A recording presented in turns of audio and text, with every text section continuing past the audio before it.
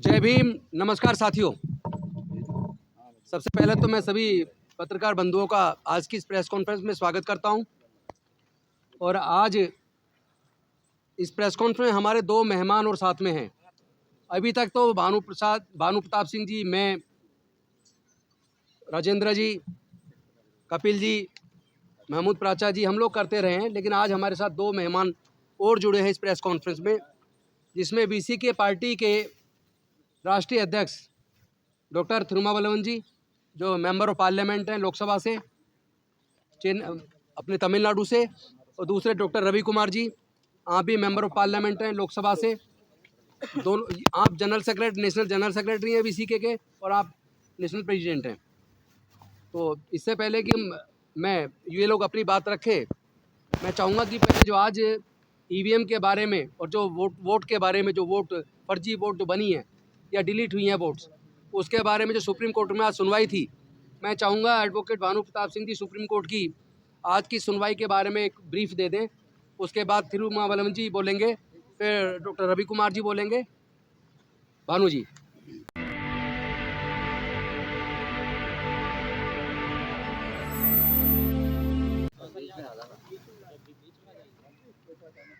इधर आ जाओ, मेरी जहाँ मैं बैठ।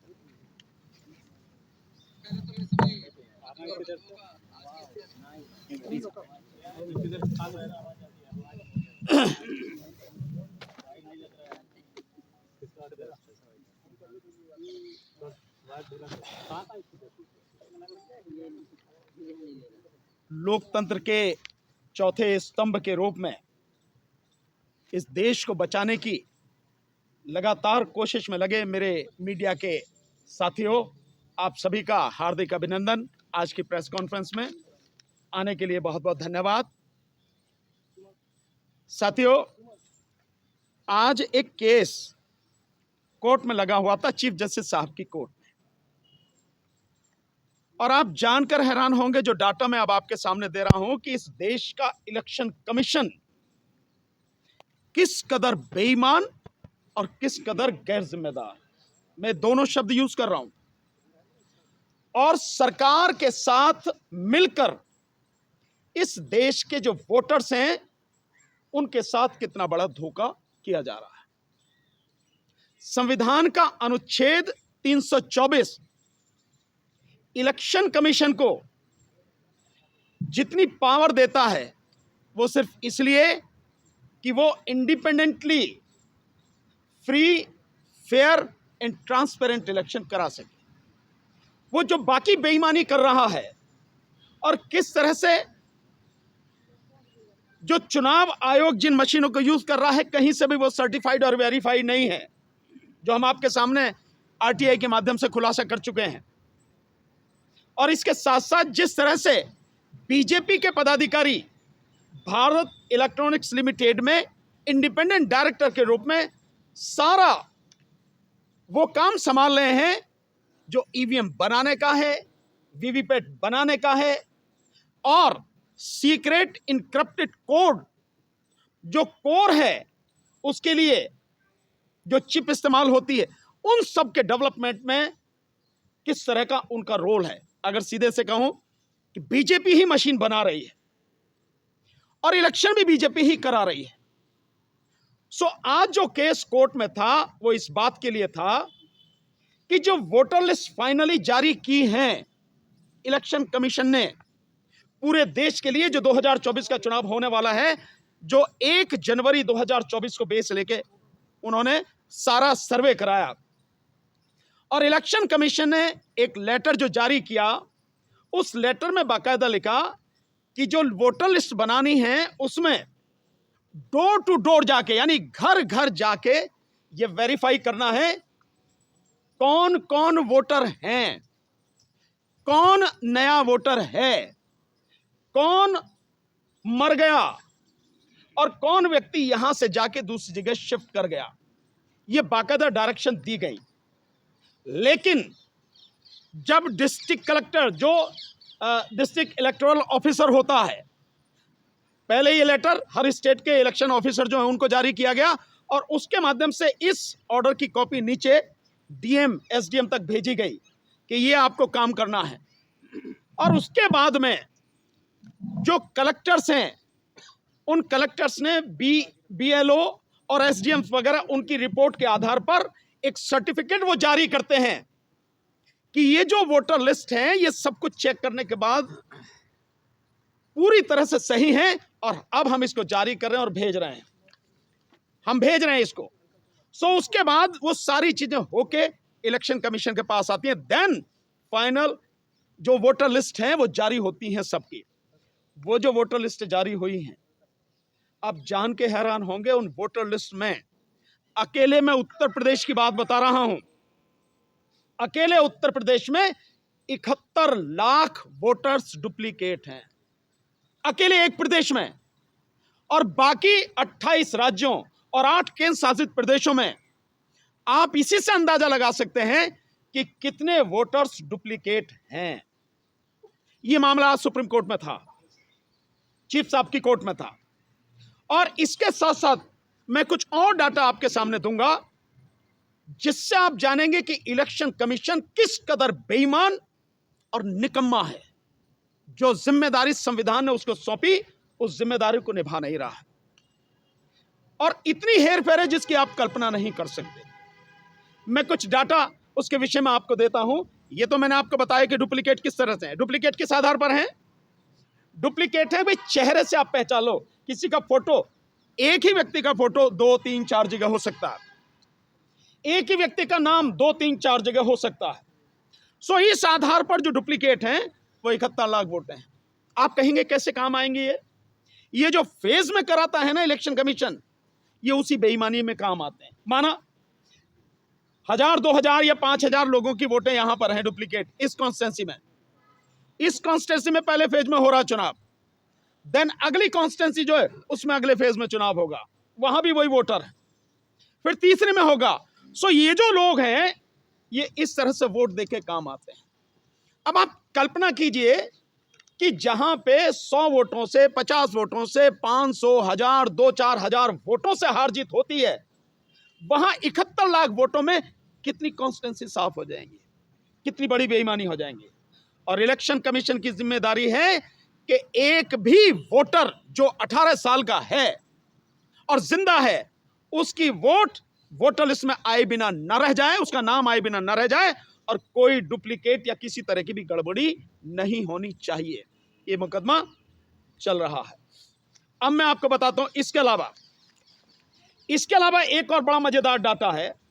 इलेक्शन कमीशन कहता है कि 18 से 19 साल के जो लोग बच्चे हैं, जो नए वोटर हैं 18 से 19 साल के, वो ओवरऑल जो है पूरे देश में उनकी संख्या जो कुल वोटर हैं उसकी 4-4.5%, कहीं 4.38% है, कहीं 4.56% है, कहीं 4.1% है, कहीं 3.89%। तो एवरेज जो है वो 4% जो वोटर है वो 18 से 19 साल का है। अब मैं आपको आंकड़े दिखाता हूं आप चौंकाने वाले आंकड़े आपके सामने आएंगे। एक आंकड़ा मैं दिखाता हूं सबसे पहले, प्रधानमंत्री नरेंद्र मोदी की कॉन्स्टिट्यूंसी बनारस जिले का मैं आपको डाटा दिखाता हूं। ये सारे के सारे डाटा इलेक्शन कमीशन ने दिए हैं, हमारे नहीं है, ये उसके द्वारा दिए गए हैं। ये डाटा कहता है बनारस में 8 विधानसभा हैं, एक मतलब पूरे जिले में जो टोटल वोट हैं उन 8 जिलों में, वो 8 विधानसभाओं में या बनारस जिले में वो है 30,30,426। जो सर्वे कराया गया डोर टू डोर, जैसा वो इलेक्शन कमीशन बता रहा है, वो है 30,30,426, यानी हर वोटर का उन्होंने डोर टू डोर सर्वे करा लिया। उसके बाद में जो मर गए हैं वो लोग, वो मर गए हैं, इलेक्शन कमीशन बताता है 1182 मर गए। बनारस की बात बता रहा हूं मैं। इसके अलावा जो शिफ्टेड है, यहां से छोड़ के कहीं और चले गए, उनकी संख्या है 3,285। तो वोट कौन से कटने चाहिए थे? जो मर गए और जो वहां से छोड़ के चले गए, शिफ्ट हो गए, यही तो वोट कटने चाहिए थे वोटर लिस्ट में से।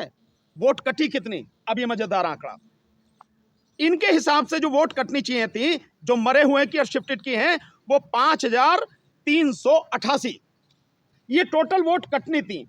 तो 5388 की बजाय वोट कितनी काटी? 55,545 वोटें काट दी गई। आप समझ रहे हैं? इतनी वोटें काट दी गई। इसके अलावा जो डाटा बता रहे हैं वो 18 से 19 वर्ष के जो युवा हैं, जो सत्यापन के बाद यानी वेरिफिकेशन के बाद आए हैं, वो डाटा है उनका कुल चिन्हित मतदाता 4018 और ERO नेट पर फॉर्म 6 के माध्यम से जो थे वो है 3920। और ये कह रहे हैं कि आयोग के परसेंटेज सेंसस पॉपुलेशन के आधार पर, सेंसस के आधार पर कह रहे हैं, लेकिन हमने सेंसस को छोड़ जो वोटर हैं उसी के आधार पर हम निकाल रहे हैं। सो जो 30,30,426 टोटल वोटर हैं, ये कहते हैं 4.38 18 से 19 साल के वोटर हैं। तो कितने आने चाहिए? ये वोटर आने चाहिए 1,32,733। 18 से 19 साल के इतने वोटर होने चाहिए। हैं कितने? 4,018 प्लस 3,920 यानी कि 7,938। इतने युवाओं के वोट गायब। और जो उसमें जोड़े गए हैं, मरे हैं जितने, शिफ्टेड जितने हुए हैं, उनकी संख्या इतनी, और उसमें 55,000 गायब कर दिए गए। यह है इलेक्शन कमीशन के द्वारा इस देश के मतदाताओं की पीठ में छुरा भोंकना। अब और एक डाटा आपको मजेदार देता हूं। ये तो मैंने केवल एक दिया, प्रधानमंत्री, क्योंकि वो जो कॉन्स्टिट्यूंसी है भाई, प्रधानमंत्री की कॉन्स्टिट्यूंसी, जब प्रधानमंत्री की कॉन्स्टिट्यूंसी में यह हाल है, सो बाकी जगह क्या हाल होगा इसका अंदाजा आप लगा सकते हैं। अब एक और डाटा जो दिल्ली का है, मैं दिल्ली का डाटा भी इन्होंने जो दिया इलेक्शन कमीशन ने 4% के हिसाब से, जो 18-19 साल के वो होने चाहिए, मैं एक दो कह देता हूं आपको, देन उसके बाद में आपको पता लग जाएगी कि क्या क्या वोटर लिस्ट में हेर फेर है।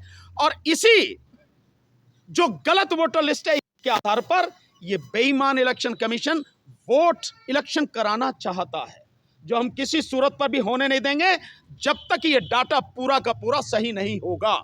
और इसके विषय में बाकायदा इलेक्शन कमिश्नर तीनों के खिलाफ, जो कलेक्टर्स हैं हर जिले के, क्योंकि वो सब इन्वॉल्व हैं इसमें, और स्टेट के जो इलेक्शन कमिश्नर, जो इलेक्शन ऑफिसर्स हैं, सबके खिलाफ FIR कराई जाएगी IPC की धाराओं में, सबके खिलाफ, बख्शा किसी को जाएगा नहीं। वो क्या है दिल्ली का, आप देखें, मैं बताता हूं। दिल्ली की बुराड़ी जो है, मैं सिर्फ उस बुराड़ी विधानसभा का बताता हूं, बाकी मेरे पास सारा है डाटा। सो बुराड़ी विधानसभा में जो सेंट्रल डिस्ट्रिक्ट में पड़ती है, इलेक्टोरल जो मिले 3,83,271। वेरीफाई कितने का किया? 3,83,271 सबको वेरीफाई कर लिया। शिफ्ट कितने हुए? 574। और मर कितने गए? 0, कोई नहीं मरा। और दोनों मिला के कितने हो गए? 574। तो वोट कितनी कटनी चाहिए थी? 574। काटी कितनी गई? 285। बाकी क्यों नहीं काटी गई? अब आगे आ जाइए। जो 18 से 19 साल के वोटर हैं, जो आइडेंटिफाइड किए गए, वो थे 4,635। जो फॉर्म 6 के माध्यम से ERO नेट से मिले, वो थे 319। यानी कि टोटल जो ये हैं लगभग 5,000 हैं जो 18 से 19 साल के वोटर हैं। पर जो कह रहे हैं कि 4% होना चाहिए, 4% के हिसाब से जब निकालते हैं तो वो आते हैं 15,331। ये नौजवान 18 से 19 साल के वोटर होने चाहिए। 10,000 कहां गए? 10,000 कहां गए? वोट कोई किसी को दे, उसका हक है, लेकिन यह जिम्मेदारी के इलेक्शन कमीशन की है कि हर वोटर का नाम जो जिंदा है वोटर लिस्ट में होना चाहिए। और बाकायदा सुप्रीम कोर्ट की 2023 की जजमेंट है, उसमें सुप्रीम कोर्ट ने कहा है कि एक भी वोटर का वोट कटे बिना रहना नहीं चाहिए। यह है इनकी सारी की सारी कार्रवाई। और यह किस सेक्शन में आता है? यह दफा 420 IPC, दफा 467 IPC, 468 IPC, 471 IPC और साथ में 120B IPC के तहत इन सब के खिलाफ मुकदमा दर्ज कराएंगे। हम कोर्ट में चल रहा है। और जिस तरह की सारी चीजें ये करने चाह रहे हैं वो किसी हालत में हम होने नहीं देंगे। हमारी बात को वेरीफाई करने के लिए पूरा इलेक्शन कमीशन की वोटर लिस्ट नेट पर पड़ी है, इलेक्शन कमीशन की साइट पर जाओ, आप निकाल के देखो, आपको सारी चीज अपने आप से वेरीफाई करो। आप हम जो कह रहे हैं हम तो डॉक्यूमेंट के साथ कह रहे हैं, हमारे पास सारे पेपर हैं, लेकिन आप वहां जाके सब कुछ करो। और किस तरह से ये सारे के सारे कलेक्टर, एडीएम और एसडीएम ये फंसेंगे, क्योंकि वोटर लिस्ट जिले में बनाना, विधानसभा में बनाना, तैयार करवाना, ये उनकी जिम्मेदारी है और कलेक्टर ही सर्टिफिकेट इशू करता है। क्या इस सर्टिफिकेट इशू करता है वो मैं आपको एक बार पढ़ के सुनाता हूं, जो हर कलेक्टर उसकी जिम्मेदारी है, जब वो देता है कि बिना इस लेटर के वो दे नहीं सकता। देखिए, और ये सब हमने आरटीआई में लिया हुआ है, ये सारा, ये देखें आप, ये वो सर्टिफिकेट है जिसे जिले का कलेक्टर इशू करता है, जिस समय वो फाइनली कहता है कि सबकी जांच कर ले घर घर जाके और सब कुछ बिल्कुल सही है। और अदालत भी अगर इन सारे सबूतों को नहीं मानेगी तो देश पूरा हम सब मिलके सड़क पर आंदोलन करेंगे, और जब तक ये सही नहीं होगा तब तक किसी सूरत में इस देश बार चुनाव होने नहीं देंगे। ईवीएम तो होने ही नहीं देंगे ईवीएम से, लेकिन इसके बिना भी नहीं होने देंगे। क्या है, मैं पढ़ के सुनाता हूं, थोड़ा सा सही रहेगा आपको। यह है भारत निर्वाचन आयोग के निर्देशानुसार, कब दिए निर्देश, दिनांक 21/7/2023 से 21/8/2023 को तक घर घर सत्यापन की कार्रवाई के संबंध में समस्त निर्वाचक रजिस्ट्रीकरण अधिकारियों, सहायक निर्वाचक रजिस्ट्रीकरण अधिकारियों से प्राप्त किए जाने वाला प्रमाण पत्र है, ये देते हैं। नीचे आप देखेंगे जिला निर्वाचन अधिकारी बुलंदशहर, उसके दस्तखत हैं, ये देखो, एक जगह का दिखा रहा हूं मैं, ये हमारे पास सारे प्रदेश के हैं ये, और साथ में है उप जिला निर्वाचन अधिकारी, कौन होता है, एडीएम और एसडीएम, ये वो हैं। और इनके साथ कहता है प्रमाण पत्र क्या है देना होता है, मुख्य निर्वाचन अधिकारी के निर्देशों के अनुपालन में जनपद में अवस्थित समस्त विधानसभा निर्वाचन क्षेत्रों के निर्वाचन रजिस्ट्रीकरण अधिकारी, सहायक निर्वाचन रजिस्ट्रीकरण अधिकारी से निर्धारित प्रारूप पर प्रमाण पत्र प्राप्त कर लिए गए हैं। कलेक्टर साहब कह रहे हैं जनपद में अवस्थित समस्त विधानसभा निर्वाचन क्षेत्रों का निर्वाचक नामावलियों में अहर्ता यानी क्वालिफाइड तिथि जो दे रखी है 1/10/2023 यानी 1 अक्टूबर 2023 तक के हैं ये सारे सब कुछ, जिसमें 2024 का चुनाव होना है, के आधार पर अर्ह पंजीकृत नागरिकों के नाम शामिल किए जाने के संबंध में फॉर्म 6 भी प्राप्त कर लिए गए। जनपद में अवस्थित सभी विधानसभा निर्वाचन क्षेत्रों में अर्हता तिथि 1/1/24 के आधार पर अर्ह होने वाले यानी क्वालिफाइड होने वाले सभी भावी मतदाताओं से मतदाता सूची में नाम शामिल करने के संबंधित फॉर्म 6 प्राप्त कर लिए गए हैं। जनपद में अवस्थित सभी विधानसभा निर्वाचन क्षेत्रों में 3 अर्ह तिथियों के आधार पर अर्ह होने वाले भावी मतदाताओं के नाम सम्मिलित किए जाने के संबंध में फॉर्म 6 प्राप्त कर लिए गए हैं। जनपद में अवस्थित समस्त विधानसभा निर्वाचन क्षेत्रों की निर्वाचक नामावली में विद्यमान सभी प्रकार की त्रुटियों के संशोधन की कार्रवाई कर ली गई है। सब कर लिया उन्होंने, कोई त्रुटि छोड़ी नहीं है। तो ये 71 लाख वोटें डुप्लीकेट कैसे हैं? ये वोटें बच्चों की जितनी होनी चाहिए 18 से 19 साल की, उनकी जितनी होनी चाहिए उनके आधार पर 4% वो कहां हैं? जितने मरे, जितने शिफ्ट हुए, उससे ज्यादा या कम क्यों काटी गई हैं? कौन है इसके लिए जिम्मेदार? साथ में आगे दिव्यांग मतदाताओं के लिए मार्ग मतदाताओं के चिन्हांकन की कार्रवाई कर ली गई है। सब कुछ करके ये इन्होंने दस्तखत दिए, और ये गवर्नमेंट ऑफ इंडिया की, वो गवर्नमेंट ऑफ यूपी की मोहर है सब कुछ। ये घपला लगातार चल रहा है, और ये बिल्कुल सिद्ध करता है जो मैं पहले कह रहा था कि इलेक्शन कमीशन ऑफ इंडिया न रह के इलेक्शन कमीशन ऑफ मोदी बन गया है। और जिस तरह से इस देश का प्रधानमंत्री भ्रष्ट और बेईमान है, ठीक उसी इस देश का चुनाव आयोग भी बेईमान और भ्रष्ट होकर इस देश के मतदाताओं की पीठ में छुरा भौंक रहा है। ये खुलासा हमें करना, आगे जब इनके एफआईआर कराएंगे तब आपको सब बुला के बताएंगे। मैं चाहूंगा कि बीसी के Good evening to you all. We are from VCK, working based on Ambedkar ideology for the past 3 decades. We have 2 members of Parliament, Lok Sabha. We have 4 members in Legislative Assembly, Tamil Nadu. We are opposing strongly the EVM system in election. We are one of the party of India Alliance. India Alliance also opposing strongly the EVM system. We have passed a resolution in the last meeting. All the India allied parties leaders demanding election commission to implement 100% VVPAT system along with EVM. Each and every voter should get VVPAT receipt and they have to put it in separate box, ballot box. At the time of counting, the VVPAT must be counted. Only VVPAT must be counted and declare the results of the election.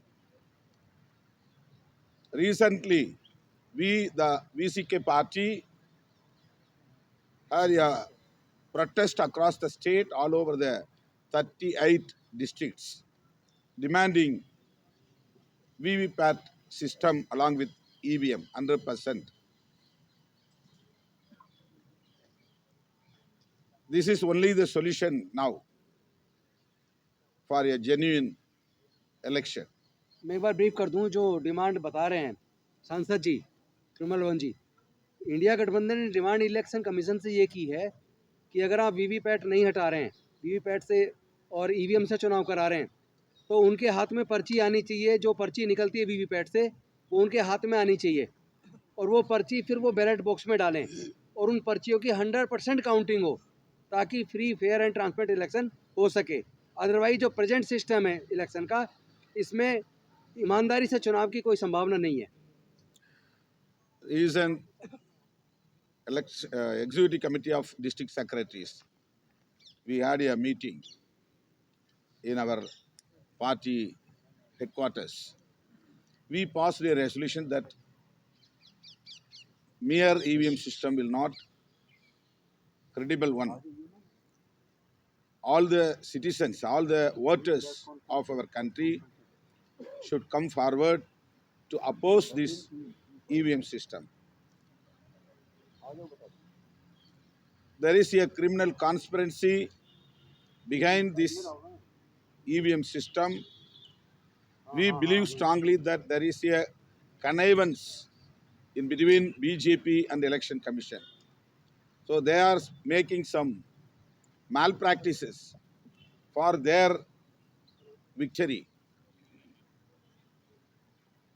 So we demand Election Commission should come forward to implement 100% VVPAT and count only VVPAT after the election.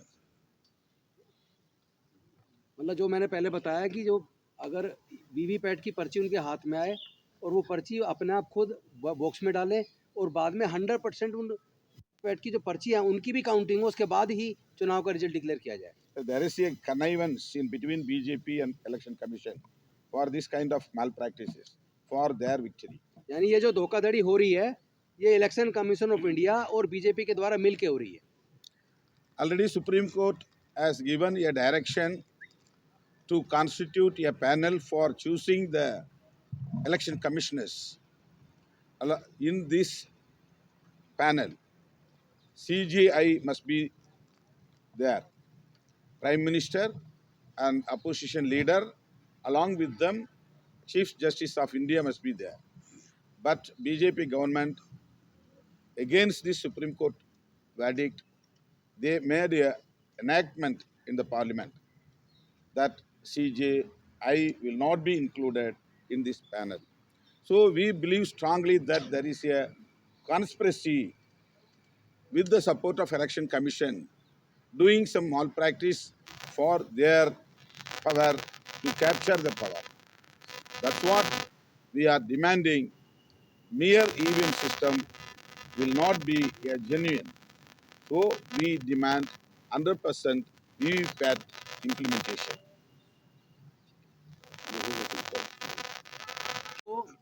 हमारी जो team है, जो EVM हटाओ संघर्ष मोर्चा, उसके साथी भानु प्रताप सिंह जी और DC Kapil ji 2 तारीख को गोवा में थे। वहाँ पे उन्होंने 4 जगह पर ईवीएम के खिलाफ बाकायदा प्रोग्राम करके और पूरा डेमोन्स्ट्रेट करके सारा समझाया। और कल हम लोग, मैं खुद भी और भानु प्रताप जी भी, सिंघा जी भी, कपिल जी भी, कल हम लोग सब लखनऊ में थे। लखनऊ में बहुत बड़ा एक प्रदर्शन हुआ और उसमें भी मशीन से भी डेमोन्स्ट्रेशन हुआ। और हम लोग अब भोपाल में कल 6 तारीख को भोपाल में जा रहे हैं और लगातार पूरे देश में जाके ये मोमेंटम तैयार हो रहा है।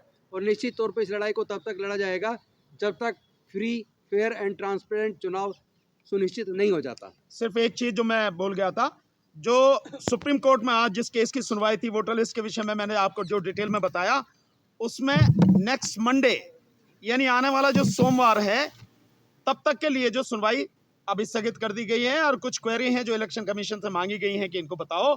तो अगली सुनवाई ये जो आएगा, इस आज जैसे तारीख है 5, तो 12 तारीख को उस मैटर पे फिर से सुनवाई होगी। Actually, there is a strong anti-incumbency against the BJP government. If there is a genuine election, definitely people will throw away BJP regime. So they are trying to, through EVM, to capture power again. The people of our country must realize what is going on through the election commission in our country. So all the voters across the country, all the democratic forces across the country should come forward to fight against this EVM system. Then only we can protect our constitution and democracy. आप सबका एक प्रश्न होता है कि आप active political party आप साथ में क्यों नहीं आता। आज आपका सामने जवाब मिल गया है, पॉलिटिकल पार्टी है या नहीं है। ये बार बार आपका प्रश्न जो है आज आपका सामने 2 सिटिंग एमपी आपका सामने जवाब दे दिया है। ईवीएम को स्क्रैप करना चाहिए और बीजेपी कैसे कॉन्स्पिरेसी जो कर रहे, थ्योरी कर रहे थे।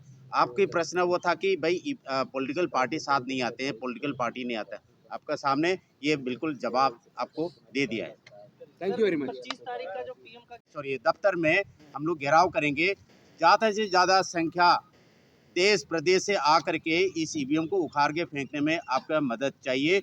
जब तक आप उठ करके नहीं आओगे, घर से बाहर निकलोगे नहीं, इस ईवीएम को ख़त्म करने में थोड़ा सा दिक्कत आएगी। आपका सहयोग आपके डेमोक्रेटिक वैल्यू को बचाने में सिर्फ आपके हाथ है, आप ये कर सकते हो। धन्यवाद। Thank you. अगर आपको लगता है कि हमारा काम बहुजन समाज के लिए महत्वपूर्ण है, तो आप हमें आर्थिक सहयोग के लिए सीन दिखाए गए QR कोड स्कैन और फोन पे और गूगल पे और UPI और बैंक अकाउंट में कर सकते हैं। फोन पे, गूगल पे 9250529129, UPI 9250529129@YBL। Bank account state bank of India AC 1042994628, IFSC code SBIN 00066563। आपका छोटा से छोटा सहयोग समाज और हमें और मजबूत करेगा, जिससे हमें बहुजन पत्रकारिता में और निष्पक्ष बनाने में मजबूत करेगा। जय भीम, जय भारत।